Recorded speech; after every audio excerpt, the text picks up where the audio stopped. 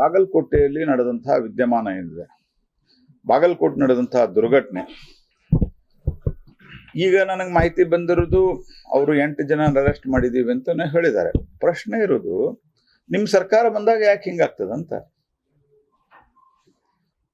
ನಾನು ಅತ್ಯಂತ ಸ್ಪಷ್ಟವಾಗಿ ಹೇಳಲಿಕ್ಕೆ ಬಯಸ್ತೇನೆ. ನಮ್ಮ ಪೊಲೀಸರಿಗೆ ನೀವು ಫ್ರೀ ಹ್ಯಾಂಡ್ ಕೊಟ್ರ, ಭಾರತದ್ದೇ ಅದರಲ್ಲೂ ಮತ್ತು ಕರ್ನಾಟಕದ ಪೊಲೀಸ್ ವ್ಯವಸ್ಥೆ ಬಹಳ ಪಕ್ಕಾ ಇದೆ.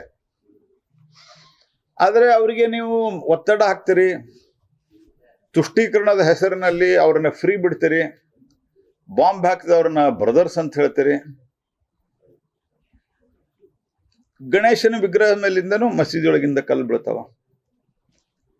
ಶಿವಾಜಿ ಮೆರವಣಿಗೆಯಲ್ಲಿ ಮಸೀದಿಯಿಂದ ಕಲ್ಲು ಬೀಳ್ತಾವ.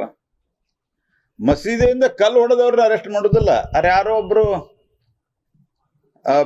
ಮಸೀದಿಗೆ ಅದು ಇಲ್ಲಿಗಲ್ ಮಸೀದಿ ಇದೆ, ಬುಲ್ಡೋಜರ್ ಹಚ್ಚಿರಿ ಅಂತ ಅವ್ರನ್ನ ಹೋಗಿ ಅರೆಸ್ಟ್ ಮಾಡಿದ್ರು. ಬೇರೆ ಕಲ್ಲು ಹೊಡೆದವ್ರು ಮೊದಲು ಇದಕ್ಕೆ ಇನ್ಸ್ಟಿಗೇಷನ್ ಮಾಡಿದವ್ರನ್ನ ಅವ್ರ ಮೇಲೆ ಕ್ರಮ ಏನು? ಒತ್ತಾಯ ಮಾಡಿದ್ಮೇಲೆ ಅರೆಸ್ಟ್ ಮಾಡ್ತಾರೆ. ಕಾಂಗ್ರೆಸ್ ಪಾರ್ಟಿಯ ತುಷ್ಟೀಕರಣದ ನೀತಿಯಿಂದ ಈ ಘಟನೆಗಳು ಸಂಭವಿಸ್ತಾ ಇದ್ದಾವೆ. ಅದರ್ವೈಸ್ ನೀವು ಪೊಲೀಸರಿಗೆ ಫ್ರೀ ಹ್ಯಾಂಡ್ ಕೊಟ್ಟರೆ ಇಂಥ ಟೈಟ್ ಬಂದೋಬಸ್ತ್ ಮಾಡಿ ವ್ಯವಸ್ಥೆ ಮಾಡ್ತಾರೆ. ಮತ್ತೆ ಯಾರೇ ಅವ್ರಿಗೆ ಇಷ್ಟೆಲ್ಲ ಆದ್ಮೇಲೂ ಸಹಿತ ಅವ್ರೇನಾದರೂ ಕಾಲ್ ಕೆದರಿದ್ರೆ ಅವ್ರಿಗೇನು ಉತ್ತರ ಕೊಡಬೇಕು, ಅವ್ರಿಗೆ ಹೆಂಗೆ ಟ್ಯಾಕಲ್ ಮಾಡಬೇಕು ಪೊಲೀಸರಿಗೆ ಗೊತ್ತಿದೆ.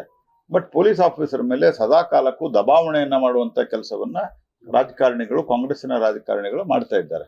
ಅದರ್ವೈಸ್ ಇಟ್ಟು ಧೈರ್ಯ ಮಾಡ್ಲಿಕ್ಕೆ ಸಾಧ್ಯ ಇಲ್ಲ. ಶಿವಾಜಿ ಮಹಾರಾಜರ ಮೆರವಣಿಗೆ, ಶಿವಾಜಿ ಮಹಾರಾಜರ ಸರ್ಕಾರಿ ಕಾರ್ಯಕ್ರಮ, ಸರ್ಕಾರ ಅನೌನ್ಸ್ಮೆಂಟ್ ಮಾಡ್ಯದ.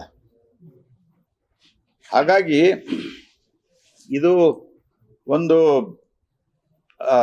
ಸರ್ಕಾರದ ತುಷ್ಟೀಕರಣದ ನೀತಿಯ ಪರಿಣಾಮ.